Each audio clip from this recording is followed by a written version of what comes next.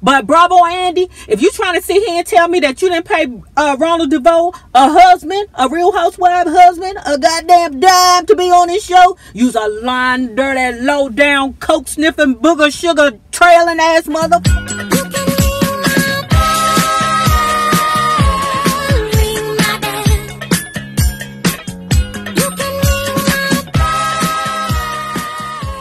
Monday, and it's time to review The Real Housewives of Atlanta, season 11, episode 3. Let's get into it, guys. I'm going to admit again that this show was not among the best of the episodes of Real Housewives of Atlanta, but of this season, I would say it was the best of this season, right? So we know the show opens up with Eva and Porsha, and they at the gym.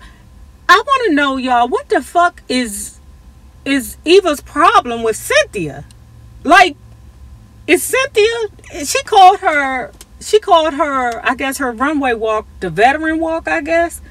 I don't know. And I don't know, she was like, I'm a model. I'm saying to myself, Eva, you only 33, baby, but guess what? You know damn well that the only time y'all really in y'all prime and when you make a lot of, money, it's when y'all be like 15, 14, 17, 21, maybe 22, something like that. After a while, your ass ain't nothing but a goddamn Victoria's Secrets model after that. That's all your ass can do after a certain point in time. So don't act like, Cynthia is old and busted. Because, honey, your ass is old and busted. Now, I can dig her problem with Marlo because that bitch kind of, annoying. I'm saying to myself, bitch, like Funky Dineva say, it's just one trick pony. She come through, she lay all her fashions out from the runway of 2018 or whatever year it is. So then, they at the gym, Eva and Porsha at the gym. And Porsha, it's apparent that she has picked up some weight. She really has. But I don't know if she's pregnant. At that time, I'm not sure, but she's picked up some weight. Eva's not that big. She always has her slim frame, I see what Eva's job is. Her job is to throw shade at the rest of the hussies, mainly Cynthia and Marlo, girl. Now, Cynthia may not step to you. Cynthia may not jump up in your face and ask you what your problem is, but that goddamn Marlo, girl, and sometimes just because you from the motherfucking hood don't mean you can fight, okay? That shit don't mean not a goddamn thing. When you got a wildebeest in your face talking shit to you. Eva, check yourself, girl.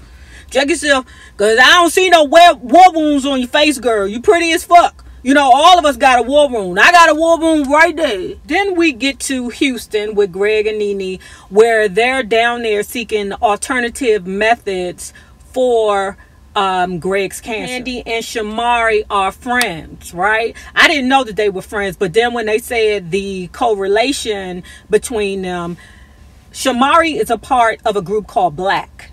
I remember when Left Eye from TLC found them and created the group Black, BLAQUE.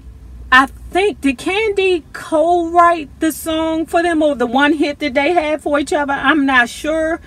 I think that's what she said, but that's the correlation between them two because, of course, Candy wrote, I mean, they said this shit 1 million goddamn times. If she say this shit one more goddamn time, but Candy like it's the gift that keep on giving, but Candy wrote Scrubs. I don't want no scrubs.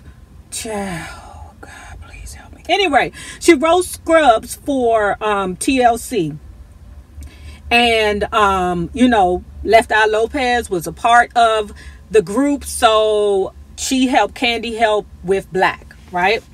Which, I guess that was their one hit. I don't remember the shit at all. But, yeah, I mean, shout to La Vista, shout to La Vista. We get into Shamari's life, where she says, I am married to the Ronald DeVoe of the group New Edition and Belle Biv DeVoe, right? But I'm going to say the best thing about her best contribution, and I was surprised, but it wasn't Ronnie DeVoe. It was the twins. Those mother hunchies are too cute. She was like, saying that she did not think that, or she had reservations about her being pregnant, but God blessed her with 2 twins. It wasn't God that blessed you with 2 twins. It was that Devo juice that blessed your with two twins, okay? Because I think Ronnie DeVoe has two twin brothers. Child, it be that Devo juice. That's what the hell blessed your ass. That fucking Devo juice. Leave God out of this, girl. Leave God out of this.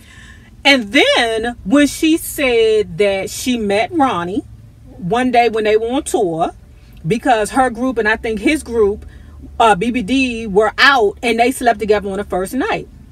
And I told y'all, the only sign that will sleep with you on the first night and then marry you is a goddamn Scorpio. Scorpios think of sex as just something trivial to get by. But they just want a very, very strong person, a very strong partner. You know what I'm saying? That's all they want. They need you to be mentally strong. And if you can endure, child, with all them damn games and tricks and shit they be playing with your head, child, you in there. You in there.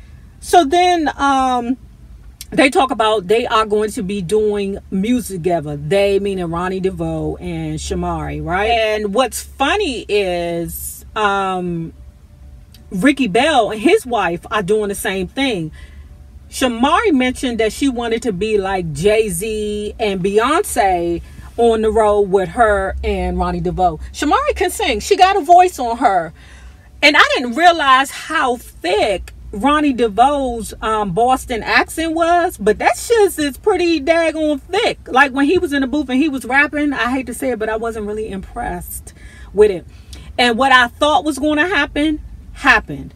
Before the end of the show, I was like, Ronnie, are you serious? You can't be that ninja. You cannot be that ninja. Then we get to Cynthia and Nene, where we're talking more about you know, alternative methods for Gregg. And this is, again, guys, I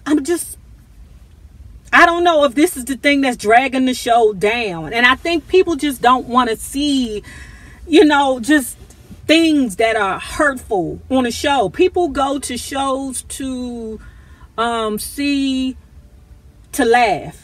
You know, like the reason why people come here, you know. I mean, it's hard to watch. It's hard to watch. And especially if it's somebody that's dealt with cancer one-on-one, you know, where, you know, they've lost somebody to cancer. They don't want to relive that, you know. And cancer runs is very strong in my wife's family. And I'm going to tell you like this. My wife was with somebody else some years ago when I was like, excuse me, you need to give my girlfriend back. Okay, because nobody's going to take care of her when she gets sick but me. So then we get to the phone calls where Candy is inviting the girls to go with her to see Shamari perform at this thing called ATL Live, right? And I never knew about it. They say they have it's like a monthly thing. Child, how the hell do I get up in one of them? If y'all know how the hell you get up in ATL Live, let a bitch know. So then when they get to the ATL Live, you know, pretty much I think me and Nene were on the same page. Like when I saw her, and I had and don't get me wrong, I'm not knocking Ronnie DeVoe's choices, because I'm sure that all of us felt the same way, like Ronald DeVoe picked her.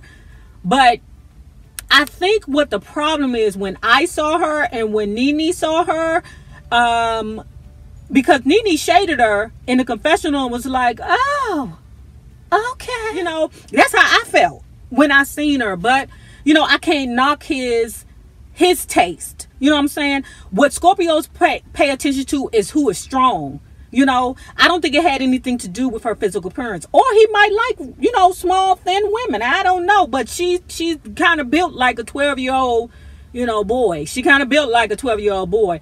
And, you know, I mean, hey, you know, let me shut my mouth, because I ain't trying to, you know, 12-year-old boy shame no woman, nobody. I'm just saying, with all this ass down here in Atlanta, okay, yeah, I mean, goddamn it. Her outfits was a bit dated.